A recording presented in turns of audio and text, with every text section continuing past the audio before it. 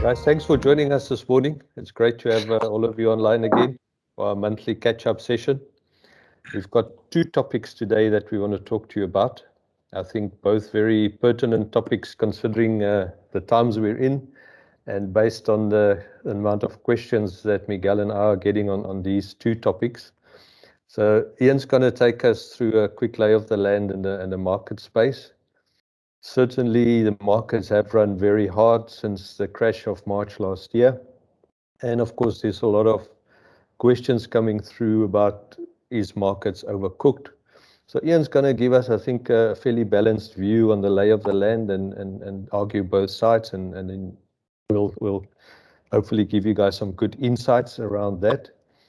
And then another question that I certainly get a lot is whether it's actually worthwhile to invest in an RA, get the tax savings and all the benefits of an RA or a retirement vehicle, or is it more efficient to go discretionary and go all offshore or go all into equities and not have the Reg 28 restrictions? So Cor's done a lot of work on those questions for us, and he's going to take us through his findings, which I think you guys will find very insightful. So as always, please ask questions either as we go or at the end. And without further ado, just one quote by Mark Twain. What's the difference between a taxidermist and a tax collector? And of course, the taxidermist only takes the skin. Death and taxes are two certainties in life. Ian, on that note, over to you to take us through the markets. Thank you. Morning, everyone. Good to be with you guys again. Yeah, I think on the note of politicians, I came across this little one. Do all fairy tales begin with once upon a time? No, many of them begin with if I am elected, I promise. So we know the story. That's so common, isn't it? Okay, so I've just updated this slide. Nothing too material has changed in the last month or so, but this is basically all the not all the markets, a couple of selected markets in dollar terms.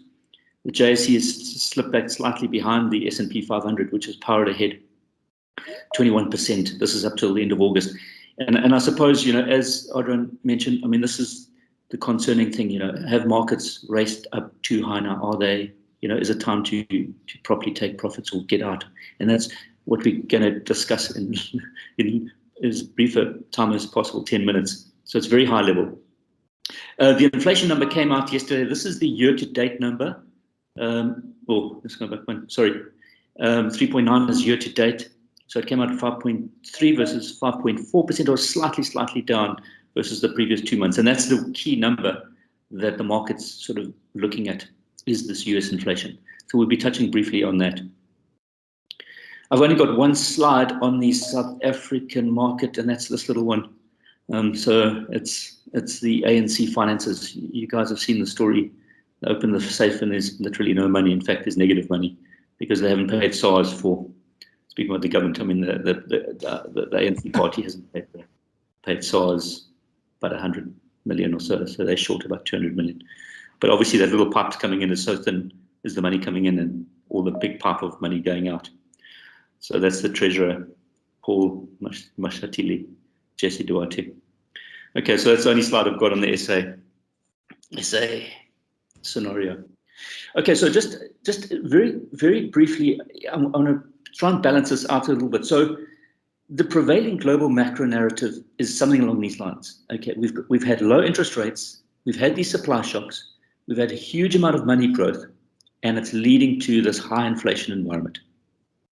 Okay, so the next step is, because of this high inflation, the Fed's looking to taper back on quantitative easing, and they're going to start the hiking process, i.e. start hiking interest rates. And as soon as they start doing that, always ahead of the time, because markets are already expensive, together with this hiking and the lower, and someone got their sound on. Otherwise, the actual person's name is Thomas. Sorry, guys. If there's anyone else. Yeah, Roberto. To drive the Zoom in, to say yourself, Roberto. He's got this on. So with the tapering, with the hiking of interest rates, with the expensive markets, is now the time to maybe not even go underweight, but really start getting out global equity markets. And there's a lot of validity in this narrative. I think from what it seems like, this is the sort of, as I say, the prevailing global macro narrative. So a couple of pointers on the inflation rate. This is a long-term chart, and of the PPI, producer price inflation in the US, there's no doubt that it's at these heightened levels, and this is what is obviously concerning the market. Is the time now for the interest rate cycle to start heading up? And if that's the case, that is obviously of concern for markets and for equity prices. At the same time, you've also got, on the next slide, 80, you've also got this one picture of markets, which is the market cap of the broad market, 5,000 shares. It's the Washer 5,000 total market cap as a percentage of GDP in the US. It's going back a long time, from 1981. It peaked in 2000, came all the way back down, dropped back down, 2008 crisis. In fact, today is the anniversary of the Lehman crash, 15th of September 2008. We then have had a huge run-up, barring, and that blip last year is actually only a blip now. So yes, prices are expensive if you look at it through this lens, relative to the metric that's used here, which is GDP. This is also what's known as the Buffett indicator. The only thing is that there's no absolute point as to where this could go to. So this thing has been going for many years, and it's, while it comes with fits and starts, there's nothing saying that it at some point it's got to be the peak, and that's always the dilemma. But nevertheless, there is concern out there, and there's a prevailing narrative. So what I've found is some forecasts. These are global macro strategist forecasts of where they predict the S&P to be at the end of next year. So currently, as of yesterday, it's the S&P closed at 4443. And if you look at their forecast, and these guys update their forecast from time to time, they range from, on the low end, with the Bank of America being a lot more conservative, saying it's only going to end up an extra 4%. So that's from now to the end of next year. Obviously, they will update, and they do update their forecasts from time to time. So they're more on the conservative side. And then it extends to Credit Suisse at 5,000 and Goldman Sachs at 4,900, saying, there's going to be earnings growth as the main driver, up 12, 13 odd % from here on out to the end of next year. So there's always a range of forecasts. They're always, there's a degree of concern coming through most of these guys. Some of them, like UBS head of equity, saying that, it could peak up, and then it could, we could have a sell-off. No one ultimately knows. All these guys are constantly trying to look at the earnings coming through, and trying to then forecast, where the market should be priced and what the market should be priced. There is a degree of concern, as I say, because of the higher valuations. Counter to that, though,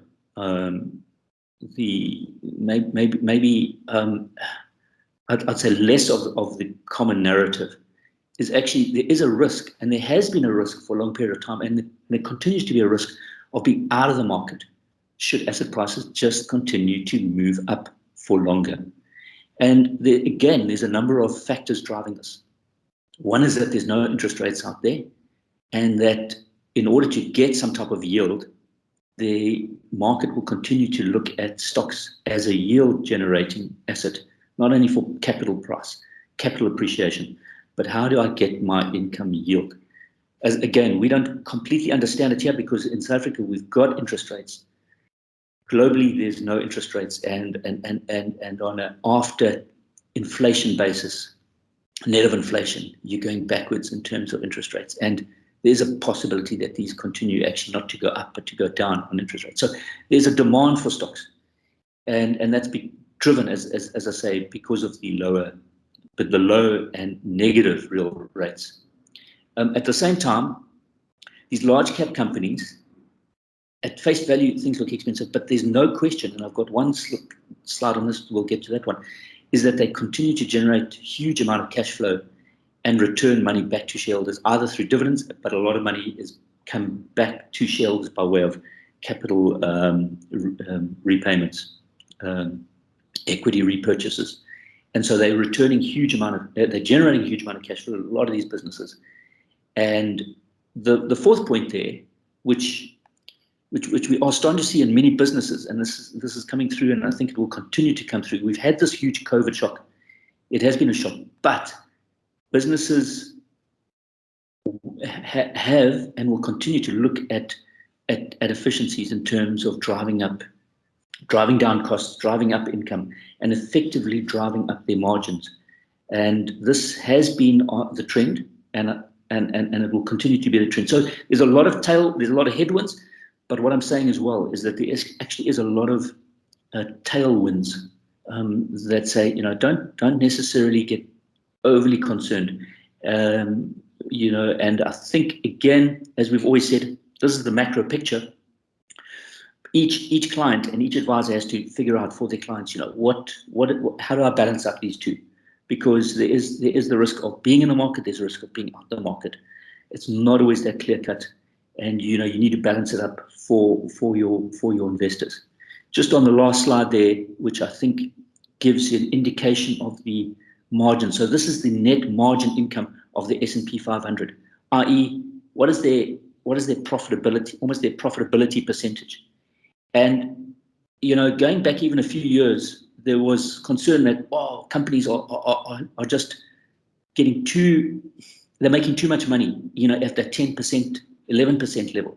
We obviously saw the dip down last year, but that's been in many respects a sort of temporary blip. And so if you look at that trend, and in fact, even if you look at, I know 2009 was a low point, but if you go back in time, 8-9% is sort of the long run average.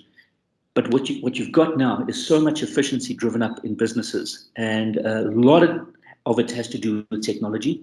And in many ways, we're not at the end of technology. I think in many ways, we're actually only at the beginning of technology advancements and improvements. So companies are using this to drive up efficiencies.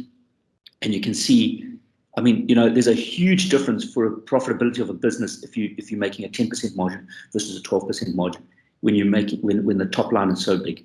So this is sustaining long run growth, and it doesn't look like it's about to fall over a cliff at any point in time. So anyway, those are 2 points. There's a lot of headwinds, no question about it. A lot of it is already, as I say, in many ways, it's in the price, because the narrative is of concern. There is a general concern out there, but there's a lot of tailwinds coming up, and continue. Well, they've been there and they continue to drive. So really, it's a difficult one, but you need to balance that out. And I know many clients are rightfully concerned, but you can't. Some of the risk is also being totally out of the market, and really each advisor then needs to figure out, what is that weight. For us, in terms of how we view things, as we've indicated in the past, we get information from BCA, and for our global fund, which was run on a balance basis, we continue to be overweight. Again, this is the information that we're getting. We will turn neutral when they sort of indicate. So we're happy to continue running it for a bit of time. And yes, there will and can be some volatility. But again, it's a matter of, you don't want to necessarily be out of the market, because what is the default position? The chart I showed last time was, the problem is the interest rates are so low, so there's a huge opportunity cost of being out of the market. So we'll continue to run it at a slightly overweight position and look for that time to bring it back again. So I hope that gives you a little bit of a sense of some of the macro picture. It's very, very brief, but there's a lot to discuss on the next topic. Thanks, Adrian. Ian, thanks so much for that. And maybe just if I can, one comment. I think as advisors, listening to Ian, it's important to understand these two opposing forces that's playing out in the marketplace at all time. But I think what's even more important than that is to stick with a client's investment strategy, whether it's a short-term, medium-term, or long-term strategy. For your pre-retirement clients, to make sure that there's an emergency pot that sits in a sort of fairly conservative portfolio, preferably an income blend, that the growth assets are only going to be needed 3, 4, 5, 7 years down the line, which give the clients the opportunity to stomach this volatility that you speak about, Ian, because at these levels, we probably will start seeing some volatility. But at the same time, it is very healthy company margins, possibly some more upside to come over the next year or two. So thank you for those insights, Ian. I'm going to hand over to Cor, and Cor's going to particularly answer these 3 questions for us, which was also in your invite. And that's, should I invest my client's money into a retirement annuity in SA? Should I take it all discretionary offshore? Is tax-free savings account really the best option? And of course, how do I collect my free ice cream from the taxman? Always nice to get something for free from the taxman. So Cor, on that note, over to you. Thank you, Adrian. Thanks everyone for the opportunity to present some of our latest research for you. So on this retirement savings puzzle, the real challenge for us is to evaluate each of these products in terms of the tax benefits and then the asset allocation. So whether this asset allocation is constrained by Reg 28 or not. And on this table, we've summarized it for you. And on the rows, we've got each of the retirement products. So the first row, retirement annuity, pension funds, are your compulsory products. And those will then, after retirement, sort of transfer into your living annuities. Second row, we've got the discretionary.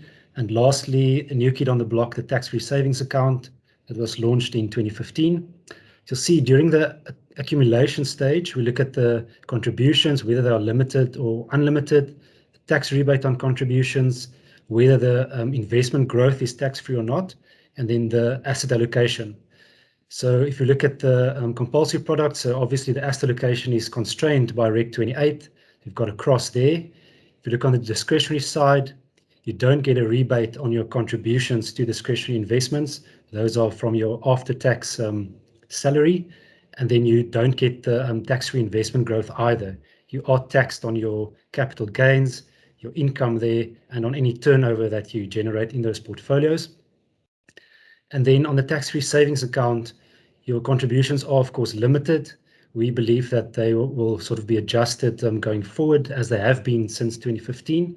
You don't get a tax rebate on those contributions, but the big positives there, tax-free investment growth in your tax-free savings account, as well as the unconstrained asset allocation. Then on the drawdown, so the only cross we have there is the fact that for your compulsory products, your income after retirement is not tax efficient. So you are taxed on that according to the normal tax tables. For the discretionary investment, there is a degree of tax efficiency.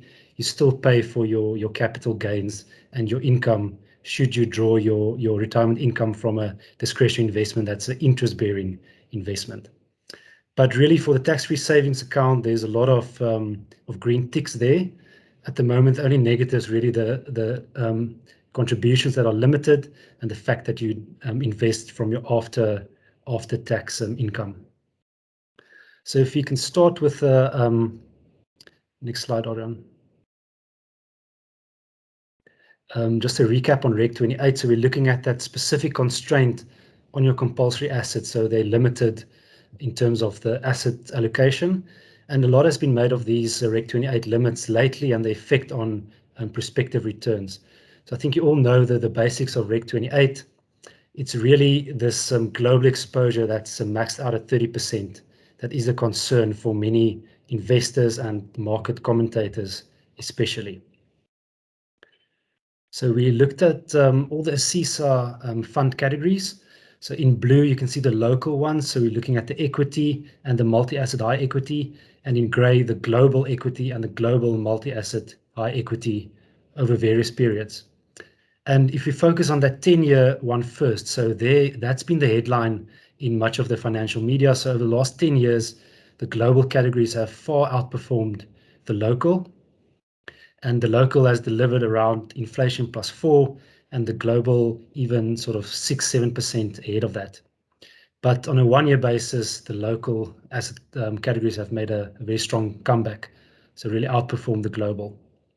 And if you break this up into distinct 5-year periods. Or maybe just worthwhile noting that 20-year also the local actually outperform offshore over a 20-year cycle. So there's sort of been the definite 10-year blocks, 2000 to 2010, where we did very well. And in 2011 till now, where global markets did better. Yeah, so it's not a definite that global will outperform as some of those headlines based on the 10-year numbers might indicate. So on the next chart, we've broken it down into 5-year periods. So the last 20 years into 5-year periods. And as Adrian mentioned, there was the early 2000s during the commodity boom. The local far outperformed the global. And from, for example, 2011 to 2016, that's when the global outperformed again.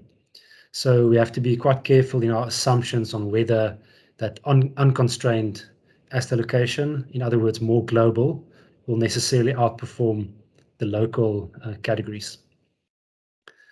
So that's the background to our return assumptions on the Reg 28 versus unconstrained. So we can look at one client example first. So Frank Freeman is a 25-year-old man retiring at age 65. He's got a 40-year investment horizon. And we make the usual sort of retirement assumption. So he's saving 15% of his salary. His salary increases by 1% in real terms, and he's aiming for a 75% net replacement ratio. So first, the cash flows. And now we are comparing the compulsory option versus a discretionary option. So compulsory being your RA and discretionary another unit trust account straight at a platform. So on the compulsory side, you can see those annual contributions. So the light blue bars are slightly higher than the discretionary. And that's because you get your tax rebate on all your contributions into the compulsory product. So you're able to save that rebate every year, and you're saving a little bit more than on the discretionary side every year. But then on the other hand, during the drawdown stage, so those are the light red and the dark red bars, you need an extra gross drawdown from your retirement pot to save for that tax again. So you are being taxed now on your income from the compulsory assets. So while you benefit all the way up to retirement age, there is a negative again after retirement. If we show the asset buildup for those two scenarios, and at the moment we are assuming the same return, the same real return for Reg 28 versus unconstrained. So sort of the assumption, sort of what has transpired over the last 20 years, those have performed more or less in line, or rather over the last 15 years, more or less in line at inflation +4. And under these assumptions, the two options give very similar results. So the compulsory assets build up to a higher level at retirement age because you are able to save those rebates. But after retirement, because of your higher drawdown to pay your tax, the amount, the total assets does come down quicker. So this example client, the funds last up to about age 89, 91.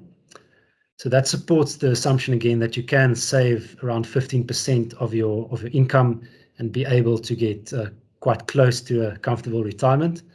In this case, our return assumptions are quite conservative. So if you achieve 4% real, 5% real, then that outcome will look a lot better, and this capital might last up to age 100. If we now up the assumption for the discretionary asset pool, so the unconstrained asset allocation, and we assume that over the full period, it will outperform by 1% per annum. Then it makes a big difference to this asset projection. So you can see in this case, then the discretionary far outperforms the compulsory. So up to retirement age, you're able to make up for the tax breaks by earning a higher return on your discretionary assets. And then after retirement, obviously those in the income you take from that asset pool is not taxed to the same degree as your compulsory assets. So the outcome is much better on the discretionary side. So now if we compare the two, so the 4% assumptions versus the 5% on your unconstrained asset allocation, you can see that both these scenarios improve quite a bit. So the dotted lines are the first round of assumptions, so the 4% growth, but then with 5% in unconstrained portfolio, you get a significantly better outcome. And the compulsory option, you're also able to retire or your assets last all the way up to age 95. Okay, now we want to introduce the tax-free savings account again. So we've got another example client. The only difference is here that she earns slightly less.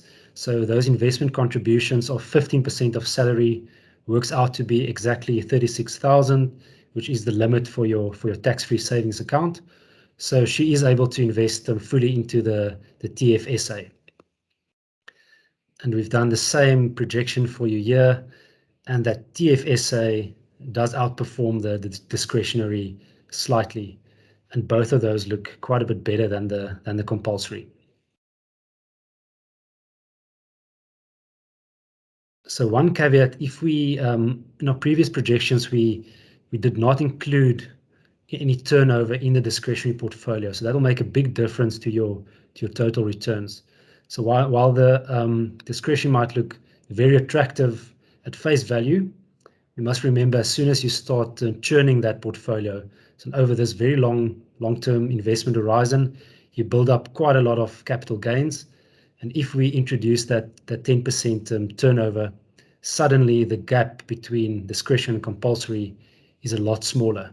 So that's just something to bear in mind, that if you do take the discretionary route, remember all those capital gains on any turnover.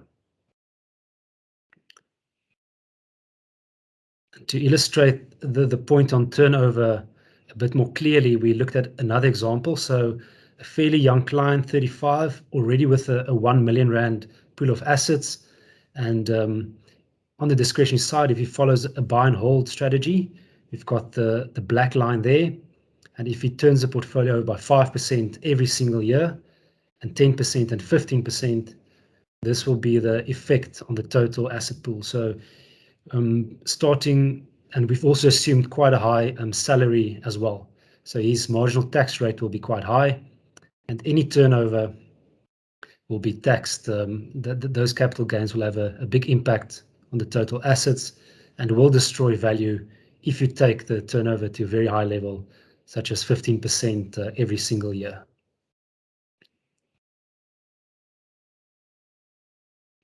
So now our first example client, so that's Frank, the young guy. We looked at the optimal weight between the products. So remember, he's quite a low taxpayer, and he is able to make a lot of use of the tax-free savings account. So the best outcome for this young client would be a 50-50 split in terms of contributions into the tax-free savings account and the compulsory, and on the drawdown side, also close to 50-50, but taking a little bit more out of the tax-free savings account every single year.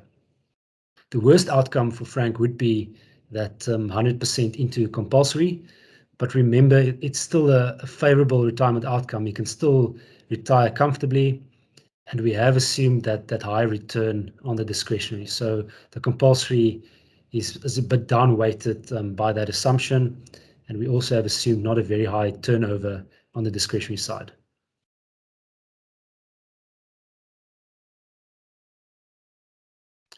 So this illustrates that outcome. So the pure compulsory, so that's the black line, that is your worst outcome, unfortunately, but as I said, it still has some assets left over at age 95. But then your best outcome and your top 10 outcomes quite close together, and they both outperform the discretionary. So the lesson here is that the blend of products is really your best option. For a young client, they want to, or a low earning client, they want to make full use of that tax-free savings account.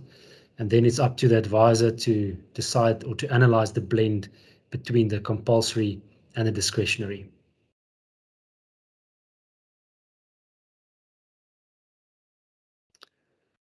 So we also, so drawing towards the end here, so we've also tried to look at optimal blends between products for various ages and tax rates. So if you look at the top row there, so those are low tax rate clients, and the balance or the weighting is definitely towards the tax-free savings account. So for these clients, they save 15% of their salary, and that in some cases is just on the tax-free savings account limit or slightly over. So we recommend that they make full use of that TFSA. And then as we move into the high income brackets, the emphasis or the recommended allocation to the tax-free savings account definitely decreases, and the members are limited, or the clients are limited to the amount they can put in there, only 3,000 Rand a month. And then it's up to advisor to really determine the best blend. We've got a few optimal blends here, but given our positive assumptions on the discretionary, you can see that in most cases the discretionary option does have a higher weight. In the higher tax rate brackets, the compulsory also comes through at around 20% recommended weight there. So those high income earners are able to make use more of the tax breaks on the compulsory side. Cor, sorry to interrupt. One of the big risks here is discipline. You know, person mustn't touch their money for the next 40 years in discretionary investments. That's one aspect, yeah. We would definitely recommend reducing or limiting the turnover there if they are a high marginal taxpayer. So that's one advantage of a multi-manager fund, that the churn happens inside the fund. If you do have a wrap type blend solution, then be careful not to churn the managers too often. But the discipline is especially on the TFSA side. So you are able to redeem from your tax-free savings account, but then you will use up your lifetime contribution limit. So it's best, so that one must remain untouched as far as possible. Yeah, it's definitely probably a combination of client psychology and investment education, Delvin, to just keep that discipline and keep the clients on course with their long-term investment strategy, given the optimal blend at the different tax rates and age levels. But a very useful heat map, the score for the guys potentially to use when doing their financial planning with the clients. Yeah, so across the board, the recommendation is really a blend between all three products, and it's down to more detailed analysis to determine the compulsory and discretionary balance. But for most clients, we would recommend that TFSA be used to the full. So our view on the optimal use of the tax-free savings account. So just some of the basics there. I think you're all familiar with that. So there's a maximum contribution of 36,000 Rand per year. The lifetime limit is 500,000 at the moment. We expect that to be increased in due course. At the moment, you can contribute for 14 years. You can open accounts for different members of the family. So to already start saving for your kids' education, for example.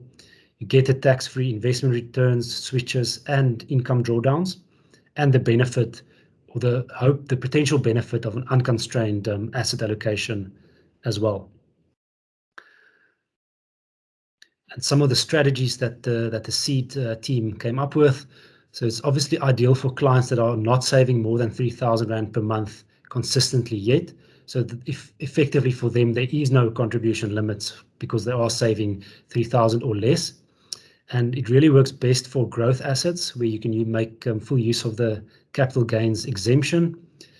If you have, we all need, as Adrian mentioned, an emergency pot of income assets. Those can be held in discretionary accounts because of the quite favorable interest income exemption that we have at the moment. So it's nearly 24,000 Rand and 34,500 after age 65. So that means a pot of 500,000 in income assets or 700,000 after age 65 will effectively not add to your taxable income. And another idea is to really build up a tax-free savings account for most or all of your clients by redeeming from your discretionary accounts. So we can do a 36,000 Rand redemption per annum. That will not attract any capital gains because of that 40,000 Rand exemption for each client. And then you can move assets steadily from discretionary and into the tax-free savings account environment, where there's tax-free investment returns, tax-free switches, and eventually tax-free income drawdowns. So it's a sort of a process, a regular process you can follow with your clients to build up a TFSA without requiring additional contributions from the client. You're just moving from existing client assets. Okay, so before we answer a few questions, just conclusion here, we think you should make use of the tax-free savings account for your clients, basically for all of your clients. That is the free ice cream from the taxman, and then determine the best blend between compulsory and discretionary for the rest of the savings per month and per annum that the client has available. Thanks, Cor, for those very insightful research that you've done on this topic, which has come up so many times in my discussions with the advisors. Guys, any questions from your side for either Ian or Cor? It's quite a lot to digest here. So what are you gonna do, Adrian? I always follow Cor's advice, Delvin. Okay. So I'm gonna put for me and Shauna, Leo and Noah 36,000 in the tax-free every year, and thereafter have that blend between the RA and some offshore. Remember, the kids might run off with their tax-free savings, huh? I know. I won't tell them about it until they're old enough. But I think that heat map is also perhaps a very useful tool. I'll just quickly scroll back there. That you could just keep handy when you sit with a client and you're doing your planning as to what would be an optimal mix of products for the client.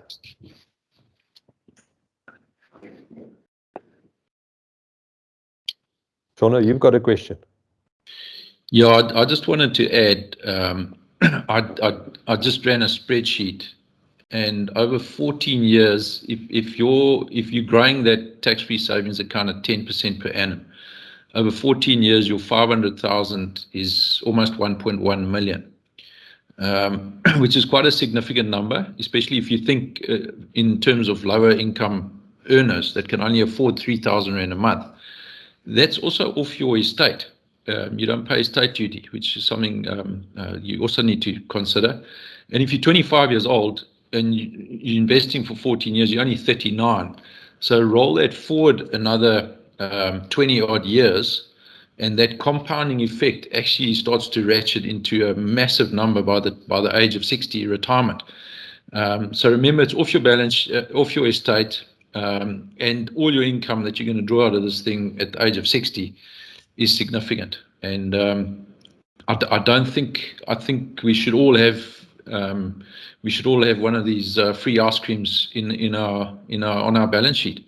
It just doesn't make sense not to take this for free. I mean, a lot of us work hard on our Discovery Vitality to get a free smoothie once a week. Yet we're going to walk away from some significant tax savings down the line. So yeah, I think it's great analysis. Thanks, Shauna. Guys, any other questions for Cor or Ian? Yeah, I've got a question. Yes. Firstly, thanks so much for the session. I think it's so valuable to have a combination of analytics and advice. It really helps us in the field to back up our advice, and it will be really useful to have these types of tools. Thanks, guys. My question's for Ian. So, if a client's got a lump sum looking to place offshore right now, and if we take the seed global fund, are you happy with the asset allocation in terms of equity? You did mention that as the analysis comes through, you may sort of tap down on equity allocation. But right now, if a client had a lump sum offshore, what would you do? Would you use Sea Global and then from a satellite position go into more fixed income or lower vol assets? How would you approach that? Yeah, well, that's exactly it. It obviously does depend on the risk appetite and the particular circumstance of the client. We're managing that fund obviously at a fund level. So yes, it is overweight on the equities. We also like to think that given the nature of the equities that we're in, that they're typically lower volatility equities. Remember, it's more of the quality bias. So it should, in theory, have less downside. But hey, if we have a market sell-off, obviously they do and will come down. We do think it's obviously a good base to work with. And then if the client as a whole clearly does need a lower risk or has a lower risk tolerance, then adding a lower risk fund to that, and vice versa. If it needs to be upweighted, then go for pure equity, and that's typically what we've said. We are in the process of launching just a pure equity fund as well to cater for that up. But for sure, we will downweight the overweight position when we get the signal from the research. So it's on the global side. Remember, we're not trying to get too smart about it. We do get the information coming through from a research company, and they don't always get it right, but by and large, that's what we've put our trust into, and we will downweight it back to neutral. So yes, it is more of a riskier fund for just a low risk client. But remember, what we've also said as well is you can often balance the income generation on the local side with the capital appreciation on the global side. So that's where the work needs to come in terms of looking at the whole for the client, both local and global. I don't know if that makes sense, Daniel. Yes, thanks, Ian. And typically, Daniel, I don't know your experience, but when clients do go offshore and they're still staying in South Africa, it's typically more of a long-term investment. So most often for offshore portfolios that Mix and I would put together for advisors, we would use Sea Global with a blend, as Ian said, of maybe pure equity offshore portfolios, and create a high growth offshore, and then ring fence that income need locally with the income blend, where you're getting a yield currently of 7% before cost, after cost probably around 5.5. So you're still beating inflation there by 1% on the local front, even in the income pot. And then for your long-term growth pot, you're exposed to global multi-assets, and in particularly global equities. Yeah, thanks, guys. That makes a lot of sense. Thank you. Ian? Yeah. Kerwin here. It might be a bit of a simplistic comment or view, but if I go back to that slide of yours with the blocks of 10 years, where we had 2010 to 2020 and 10 years prior, where we showed the two major effects on returns for South African investors really come down to the commodity cycles and rand hedging. So I think that's pretty much the lot of South African investors in terms of how you structured for commodity cycles and rand volatility. How do you see the structuring of the portfolios going forward to take that into account? Because that's a clear theme in the last 20 years. You're quite right, Kern. I mean, the theme definitely was when we had that huge big super cycle in the commodities. South African markets really did well.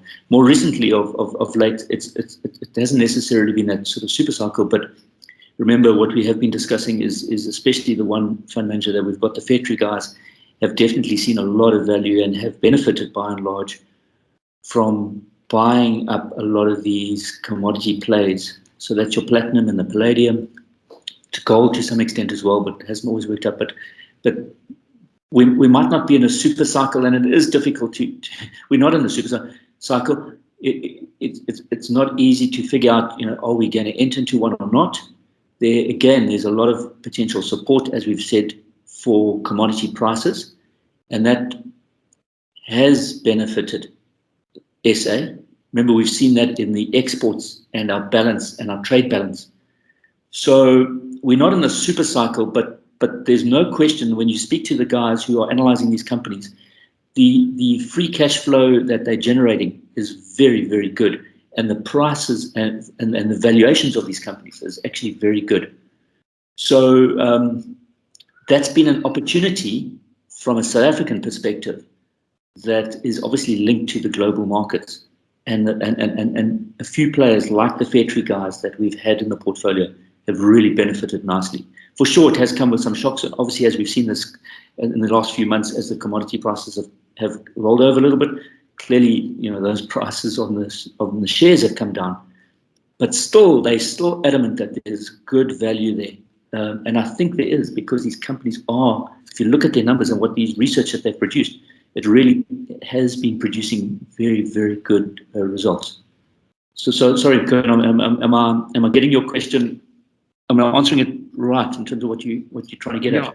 Yeah, and it's more a case of, you look at financials and industrials, they almost become irrelevant over 20 years compared to the effects of the commodity bust or boom or the rand up or down type scenario. Yeah, I mean, it could be a valid point in terms of, the guys need to, there's definitely a high degree of cyclicality in our market.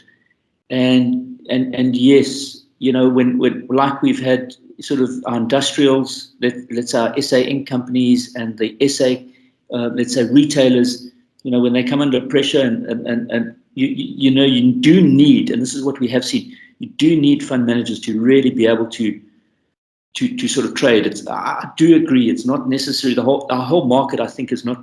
There's very few companies. There have been very few companies that have been typical buy and hold type companies, over a long period of time. So you need fund managers to be able to get those cycles right, which is not always easy. There's no question, and that's very different to the fund managers that we've by and large got overseas. These guys, again, coming back to those quality guys, they have held and continue to hold. For sure, they do trade a bit, but very, very little. So they hold those companies and have continued to hold those quality businesses. And you can do so because over 10, 15, 20 years, these businesses are what they call sort of compounders. And you're quite right. On the local market, not only the commodity plays, but definitely a lot of the retailers, there's a degree of cyclicality to them. And you need fund managers who follow a different approach compared to on the global side. And I think between Fairtree and Visio, Ian, we've got two complementary fund managers that do both trade quite aggressively in their own right, but with very different approaches to the market. Approaches, absolutely. So we continue to look at them and continue to try and understand, what they're doing and how they are analyzing the market and what the stocks they're buying, stocks they're selling. So yeah, you need. I do think you need that understanding on the local side and agility to be able to, especially understand the commodity market. That is a key. This definitely is a key component because it also has spin-off effects in terms of the other sectors. When the commodity in the past, obviously, when the commodity has done well, the retailers do well. There's a lot of interplay. But definitely, this market on the equity side is not typically conducive to just a buy and hold from a stock selection perspective. Obviously, there has been exceptions, but maybe like a Naspers over a long period of time. But I mean, that's really been the exception. But as we know, that's been the whole 10-cent play. I think this commodity cycle that we've had over the last couple of months has certainly been a saving grace to a large extent for us as South Africans. It's helped keep our rand strong. It's helped propped up our stock market. It's helped with our trade balance. It's helped with our tax collection, with the windfall tax from all the resource businesses. So without this, I think our local economic landscape would have looked a lot worse. Absolutely, and there is, speaking to the guys, I mean, these things are not short-term cycles, as we know, because it takes a lot of work, a lot of time, decades sometimes, to sink new mines. So it's something which could continue, and almost in a way, you almost don't want it to be a massive big price spike up of these commodities. You just want a nice, steady steady uptick or steady elevated levels that these companies can make. I mean, if you look at those numbers in terms of free cash flow that these companies are generating, I mean, and the analysis work that the fund managers are doing, it's really, you know, it's really impressive numbers that these and cash flow that they're spitting out. In the past, what happened, and this is why they go through these cycles, because obviously as they're generating cash, then they've got to look for opportunities to go and expand their balance sheet. They take on debt, and that's what happened in the past. You know, it will happen again. But I think there seems as well to be more caution on these companies to not just go crazy in terms of expanding, you know, rather use the cash flow, take the cash flow, distribute out the cash flow. But in time, we'll have to see how that pans out. But as we know, commodities are also a price taker. You're reliant on the rest of the world in terms of, you know, you're reliant on China, you know, in terms of how they're really driving things up. You know, and as we know, you know, we don't know. China's a difficult beast to really try and understand. We have seen the commodities come down. We have seen that credit expansion of theirs rate of change tick down, and that was what the BCA guys were showing. And there's no question that if we look back now of what they've produced, that analysis, that piece of analysis has definitely come to pass, whereby there's that high correlation between China credit expansion and the commodities. So we'll have to see how that pans out. They've obviously got some issues with some companies. That Evergrande business of theirs, $300 billion of debt is busy imploding. It's a big property developer and financial resources business for the moment, but mostly for property development, which is a huge amount of debt. So there are problems there. You know, so we'll have to see how things pan out, and obviously all the, you know, the China clampdown on a range of companies. So we'll have to see. But we are a price taker. That's the problem with the commodity business. You know, you are reliant on the rest of the world. Thanks, Ian. Guys, any last question? Maybe time for one more. Thanks, guys. Thanks for your time, guys. Have a great week further. Thanks, guys. Thanks, Cheers, everybody. Cheers.